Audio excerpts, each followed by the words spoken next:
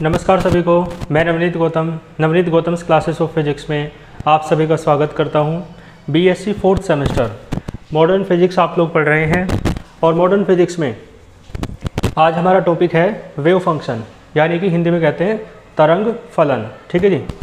तो देखो क्या होता है वेव फंक्शन। लिखा है in case of electromagnetic waves. ठीक है जी। आप जानते हो इलेक्ट्रोमैग्नेटिक वेव्स होती हैं, विद्युत चुंबकीय तरंग होती है। ठीक है जी। तो आपको उसमें पता होगा इलेक्ट्रोमैग्नेटिक वेव्स ऐसी तो होती थी, इस एक्सिस पर मैग्नेटिक फील्ड होता है, बल्कि इलेक्ट्रिक फील्ड इस एक्सिस पर मैग्नेटिक फील्ड, और ये होती थी है ना वेव प्रोपोगेशन की डायरेक्शन।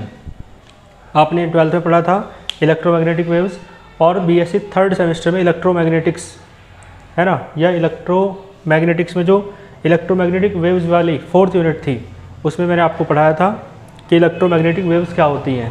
तो आपको याद होगा वहाँ से इलेक्ट्रोमैग्नेटिक वेव्स जो हैं, विद्युत चुंबकीय तरंगे जो हैं, उनमें इलेक्ट्रिक फील्ड और मैग्नेटिक फील्ड लगातार वैरी करते हैं, बदलते रहते हैं। ठीक है जी।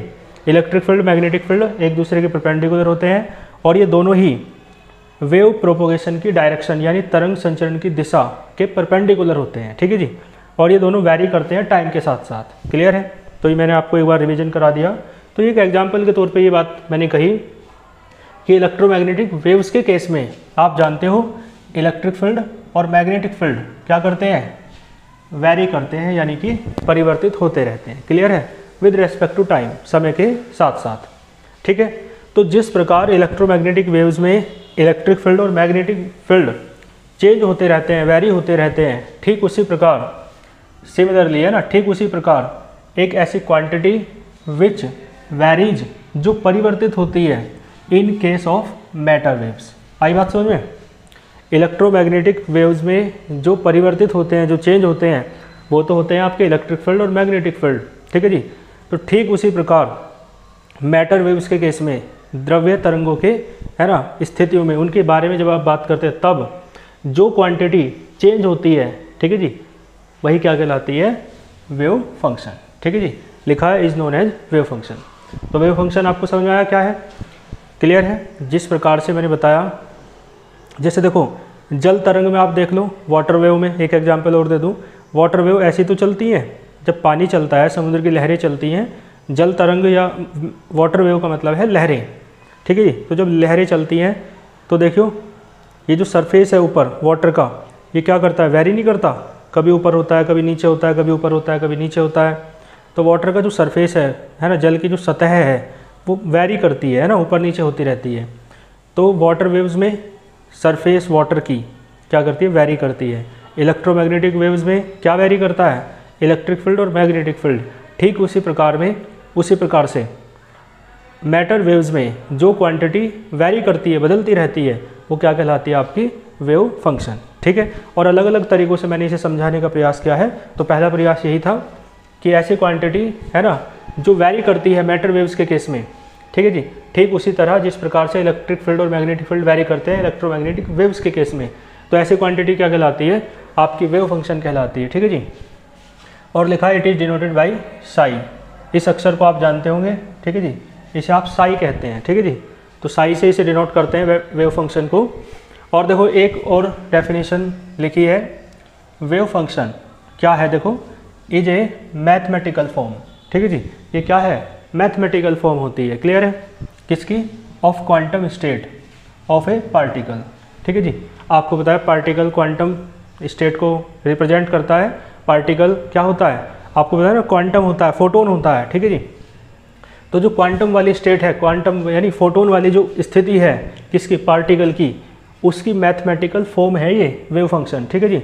जो क्या करता है एज ए फंक्शन, और ये किसका फंक्शन है, तो फंक्शन है ये टाइम का, position, momentum and spin. Spin तो आप जानते हैं चक्रण कहते हैं, केमिस्ट्री में पढ़ा होगा आपने। ठीक है जी। मोमेंटम संवेग, पोजीशन स्थिति, टाइम समय। ठीक है जी।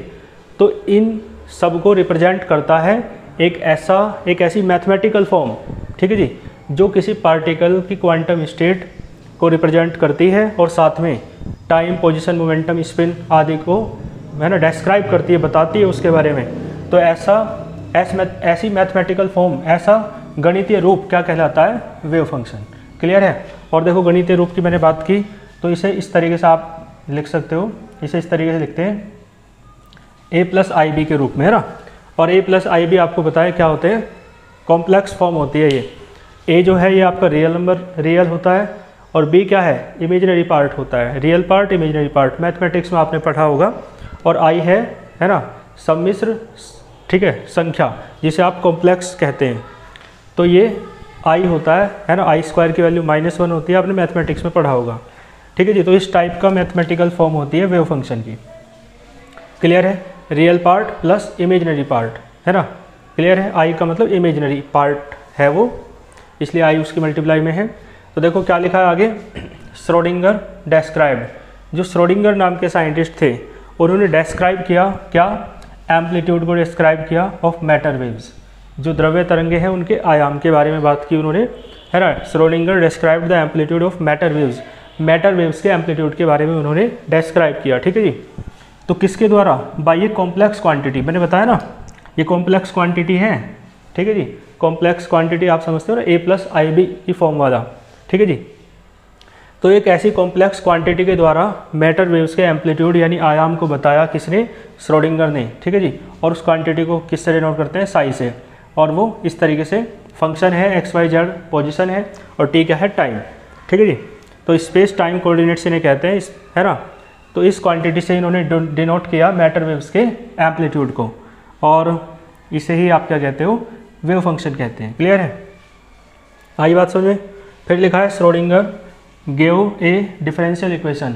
देखो श्रोडिंगर ने एक डिफरेंशियल इक्वेशन भी दी, यानी अवकल समीकरण भी दी, किसकी, for matter waves, matter waves के लिए, द्रव्य तरंगों के लिए, ठीक है जी। और मैटर वेव्स कौन सी, जो पार्टिकल्स के साथ एसोसिएटेड रहती हैं। आपको बताया था ना, पार्टिकल चलते हैं तो उनके साथ वेव भी चलती है, जिस वेव को आप मैटर वेव कहते हो, ठीक है जी।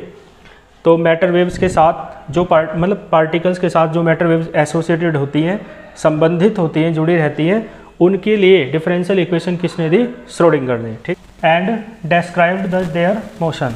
क्लियर है, यानी जो श्रोडिंगर ने डिफरेंशियल इक्वेशन दी, ठीक है जी, किससे रिलेटेड, तो मैंने बताया पार्टिकल्स के साथ जो वेव्स चलती हैं जिन्हें आप मैटर वेव्स कहते हो, उससे रिलेटेड जो इक्वेशन दी डिफरेंशियल की, ठीक है जी, वो क्या करती है, वो डेस्क्राइब करती है ना, किसे, उनकी मोशन को, किनकी मोशन को, जो मैटर वेव्स हैं उनकी मोशन को। क्लियर है, तो यानी श्रोडिंगर ने एक डिफरेंशियल इक्वेशन दी, ठीक है जी, मैटर वेव्स जो पार्टिकल्स के साथ चलती हैं उनसे रिलेटेड, और डेस्क्राइब किया, है ना, मैटर वेव्स की मोशन को, ठीक है जी, या पार्टिकल जो मोशन करते हैं उनकी मोशन को। क्लियर है, आगे लिखा है this equation give the same sense.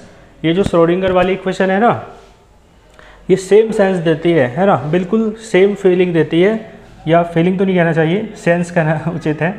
तो सेम सेंस देती है, यानी वही भाव है उसका, उतनी ही इंपॉर्टेंस है उसकी क्वांटम मैकेनिक्स में।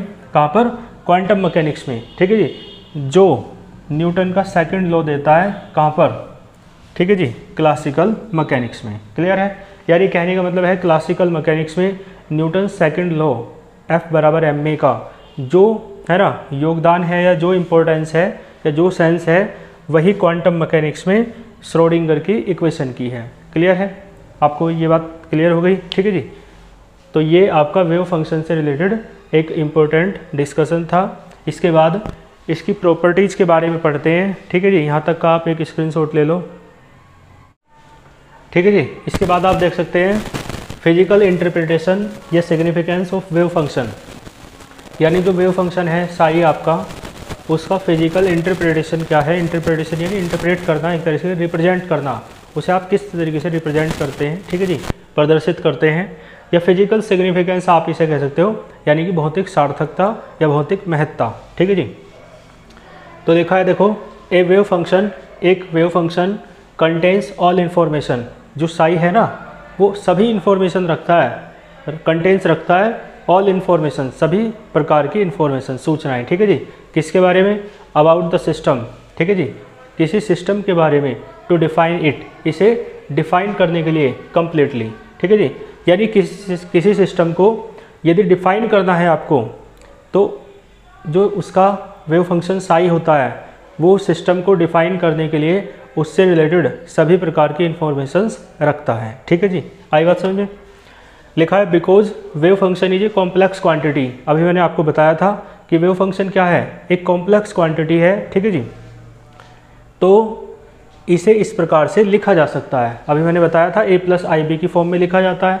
तो लिखा है and it can be written as, इसे लिखा जाता है इस प्रकार से, ठीक है जी।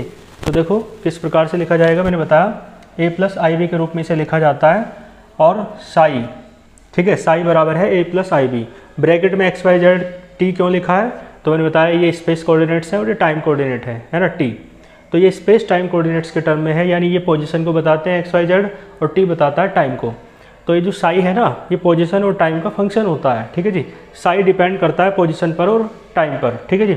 इसलिए ब्रैकेट में क्या लिखा है, इसका मतलब फंक्शन है साई एक्स वाई जेड और टी का। तो साई बराबर आप लिख सकते हो psi x y z t बराबर क्या, a प्लस आई बी, ठीक है जी। आई क्या है आपको मैंने बताया, वो सम्मिश्र संख्या होती है, ठीक है जी, इमेजिनरी नंबर होता है। तो लिखा है इट्स कॉम्प्लेक्स कॉन्जुगेट। कॉन्जुगेट तो आप समझते हो, संयोग भी कहते हैं हिंदी में, ठीक है जी। जैसे मैथ्स में आपने पढ़ा हो, तो जब कॉन्जुगेट आप निकालते हो तो प्लस आई की जगह माइनस आई आ जाता है, यानी आई का साइन चेंज हो जाता है, ठीक है जी, संयोग में निकल जाता है, क्लियर है।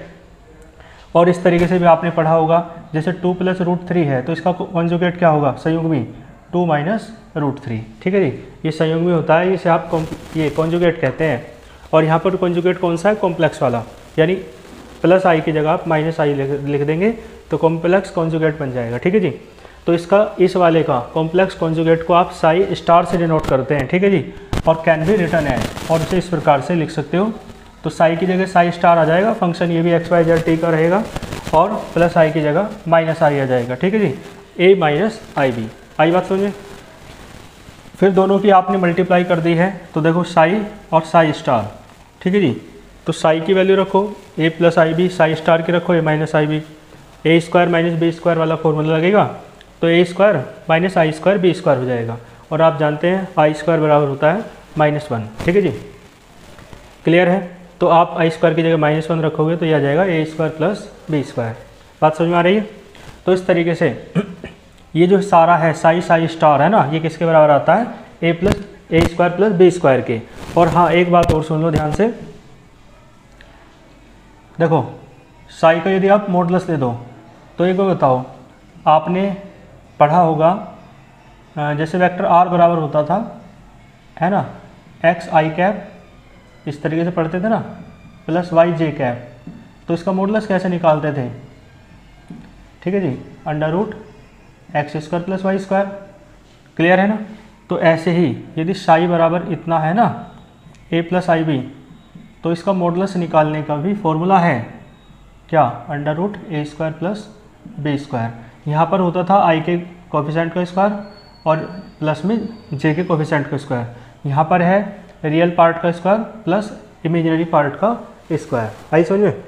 तो मॉडुलस निकल जाता है, मॉडुलस यानी कि मैग्नीट्यूड जैसे आप कहते हैं, या मोड कहते हैं, है ना शॉर्ट में, या इसे आप परिमाण भी कहते हैं या मापांक भी कहते हैं, क्लियर है, ठीक है जी। तो इस तरीके से यदि आप साई का निकालोगे तो अंडर रूट ए स्क्वायर प्लस बी स्क्वायर आएगा, और स्क्वायर करोगे तो अंडर रूट खत्म हो जाएगा, तो कितना आएगा, ए स्क्वायर बी स्क्वायर। यानी साई स्क्वायर जो है मॉडुलस ऑफ साई स्क्वायर वो किसके बराबर आएगा, a square plus b square के, ठीक है जी। तो मैंने इसके स्थान पे देखो ये भी लिख दिया है, यानी ये सारा तो ए स्क्वायर प्लस बी स्क्वायर के बराबर होगा ही यहाँ पे साथ में। तो साई का मॉडुलस और उसका स्क्वायर करोगे तो वो भी किसके बराबर आएगा, a square plus b square के। तो इसलिए लिखा है psi x y z t, तो साथ में लिख रही है ना भी लिखो कोई दिक्कत नहीं। तो साई के मॉडुलस लेकर के स्क्वायर करोगे तो वो भी किसके बराबर आता है, ए स्क्वायर प्लस बी स्क्वायर के। तो इसलिए मैंने डायरेक्ट लिख दिया है, समझा यहाँ पे दिया है, ठीक है जी, समझ गए। और ये जो टर्म है ये जो है ये वाली है ना, psi x y z t, यानी साई के मॉडुलस का जो स्क्वायर है, यहाँ पे आप ये भी लिख सकते हो the square of modulus of wave function, that is, है ना, the term psi x y z t, ठीक है, के मॉडुलस का स्क्वायर क्या देता है ये, तो ये देता है प्रोबेबिलिटी, ठीक है जी, ऑफ फाइंडिंग द पार्टिकल, किसी पार्टिकल के फाइंड होने की, प्राप्त होने की संभावना देता है ये, ठीक है जी। तो ये जो फंक्शन है मॉडुलस ऑफ साई का जो स्क्वायर है ये फाइंडिंग प्रोबेबिलिटी देता है, ठीक है जी। प्रोबेबिलिटी यानी संभावना, जिसे आप प्रायिकता भी कहते हैं, ठीक है। पढ़ा है ना प्रोबेबिलिटी चैप्टर, ठीक है, पढ़ा होगा 12th में। तो प्रोबेबिलिटी क्या होती है? प्रोबेबिलिटी होती है यानी कि संभावना, यानी कि प्रायिकता। और किस चीज़ की संभावना?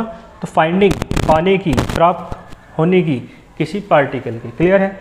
और ये जो ये फाइंडिंग प्रोबेबिलिटी देता है ना, ये जो होता है मॉडुलस, ये square of modulus of Sai है ना, साई के मॉडुलस का स्क्वायर जो है फाइंडिंग प्रोबेबिलिटी देता है किसी पार्टिकल, कोई पार्टिकल कहाँ पाया जाएगा इस बात को बताता है। ये बात किसने बताई थी? 1926 में, है ना, बोर्न नाम के साइंटिस्ट ने बताया था। तो इसलिए आप इसे बोर्न रूल भी कहते हैं, ठीक है जी। बोर्न रूल या बोर्न इंटरप्रिटेशन भी इसे आप कहते हैं, ठीक है जी। तो जो मॉडुलस ऑफ साई स्क्वायर है, देखो यहाँ बिना एक्स वाई जेड के लिखा है वहाँ पे, तो मॉडुलस ऑफ साई है ना स्क्वायर जो है उसे आप क्या कहते हो? प्रोबेबिलिटी डेंसिटी भी कहते हैं, ठीक है जी। प्रोबेबिलिटी डेंसिटी, और हाँ एक चीज़ और लिख दियो, और प्रोबेबिलिटी पर यूनिट वॉल्यूम, ठीक है जी। डेंसिटी का मतलब क्या होता है? Per unit volume. तो इसे आप प्रोबेबिलिटी डेंसिटी कह सकते हो, प्रोबेबिलिटी पर यूनिट वॉल्यूम भी कह सकते हो, ठीक है जी। और जो आपका साई है वो आपका प्रोबेबिलिटी एम्पलीट्यूड है। क्लियर है। प्रोबेबिलिटी एम्पलीट्यूड यानी कि प्रायिकता आयाम कहेंगे हिंदी में, है ना। और प्रोबेबिलिटी डेंसिटी को प्रायिकता घनत्व कहेंगे। क्लियर है। तो साई क्या है? Probability amplitude. और मॉडुलस ऑफ साई स्क्वायर क्या है? तो वो है आपका प्रोबेबिलिटी डेंसिटी या probability per unit volume. Clear है यहाँ तक? ठीक है जी। इसके बाद देखें आप आगे की लैंग्वेज लिखी है, फॉर एनी वॉल्यूम एलिमेंट, है ना, कोई वॉल्यूम एलिमेंट है, क्या है? डी टो बराबर है d x d y d z. आप एक बताओ वॉल्यूम बराबर क्या होता है भाई? L into b into h, है ना, पता है ना, लंबाई गुना चौड़ाई गुना ऊंचाई, है ना, length into breadth into height. तो वॉल्यूम एलिमेंट कहा, पूरा वॉल्यूम नहीं, वॉल्यूम का केवल एलिमेंट। लेंथ जो है एक्स एक्सिस के अलोंग मान लो डी एक्स है ना, ब्रेड्थ वाई एक्सिस के अलोंग है मान लो कितनी है? डी वाई है। और हाइट जेड एक्सिस के अलोंग है तो कितनी है? मान लो डी जेड। तो आप d x d y d z d भी लिख सकते हो, और यहाँ वी को टो से डिनोट करते हैं। तो डी टो बराबर किसके होगा? डी वी, वो d x d y d z. Clear है। तो ये वॉल्यूम का क्या है? एक एलिमेंट ही तो है, ठीक है। तो किसके लिए आप बात कर रहे हो? किसी वॉल्यूम एलिमेंट के लिए। और डी टो बराबर है d x d y d z. Clear है। किसी पोजीशन आर में आप बात कर रहे हो, ठीक है जी, और किसी टाइम टी पर आप बात कर रहे हो, ठीक है जी। तो किसकी बात कर रहे हो? लिखा है द प्रोबेबिलिटी, प्रोबेबिलिटी की, है ना, प्रायिकता की, ऑफ फाइंडिंग द पार्टिकल, है ना, कण के जो पाए जाने की प्रायिकता है या संभावना है, आप उसकी बात कर रहे हो, ठीक है जी। तो वो कैसे होती है आपको पता तो है। मॉडुलस, देखो ध्यान देना, जो मॉडुलस है साई का, है ना, उसका स्क्वायर क्या देता है? डेंसिटी देता है, प्रोबेबिलिटी डेंसिटी। अभी बताया ना मैंने आपको बताया, जो मॉडुलस ऑफ साई स्क्वायर है वो क्या देता है? एनर्जी डेंसिटी, या जैसे आप एनर्जी पर यूनिट वॉल्यूम भी कह सकते हो। यानी मॉडुलस ऑफ साई स्क्वायर क्या है? तो यूनिट वॉल्यूम, है ना, यूनिट वॉल्यूम का क्या है? एनर्जी। ये प्रोबेबिलिटी क्या है? यूनिट वॉल्यूम के लिए प्रोबेबिलिटी। इसी कारण यूनिट वॉल्यूम की प्रोबेबिलिटी है वो यूनिट वॉल्यूम में पार्टिकल के पाए जाने की प्रोबेबिलिटी है। तो इसी कारण आप उसे क्या कहते हैं? प्रोबेबिलिटी डेंसिटी, ठीक है जी। तो यूनिट वॉल्यूम में पार्टिकल के पाए जाने की प्रोबेबिलिटी यानी संभावना यानी प्रायिकता। तो यूनिट वॉल्यूम में तो इतना है, तो देखो 2 वॉल्यूम में 2 से मल्टीप्लाई, 3 वॉल्यूम में 3 से मल्टीप्लाई, और यदि वॉल्यूम कितनी हो? डी टो, तो फिर क्या होगा? डी टो से मल्टीप्लाई, यानी ये आ जाएगा। ये यूनिट वॉल्यूम के लिए था, लेकिन ये जितना भी वॉल्यूम है उसके लिए है फाइंडिंग प्रोबेबिलिटी। क्लियर है। तो इसलिए क्या लिखा है? The probability of finding the particle, वो क्या होगा, है ना, आप देखेंगे मॉडुलस ऑफ साई स्क्वायर में, है ना, किसकी मल्टीप्लाई हो गई? उस वॉल्यूम एलिमेंट की, किसकी? डी टो की। क्लियर है। और इसे, ये फाइंडिंग प्रोबेबिलिटी है, ये इसे आप किससे डिनोट करते हो? प्रोबेबिलिटी यानी पी से, ठीक है जी। और पी भी कहाँ पर है? तो पोजीशन आर पर और टाइम टी पर। तो इसलिए पी के ब्रैकेट में क्या लिख लिया? Vector r comma t. Vector r का मतलब है x comma y comma z, यानी vector r x y z की टर्म में होता है। आपको पता है ना क्या होता है vector r? X i cap plus y j cap plus z k cap. Clear है। तो जो पी है वो पोजीशन आर और टाइम टी पर है, इसलिए पी आर टी लिख सकते हो आप, ठीक है जी। चाहो तो सिंपली पी भी लिख सकते हो।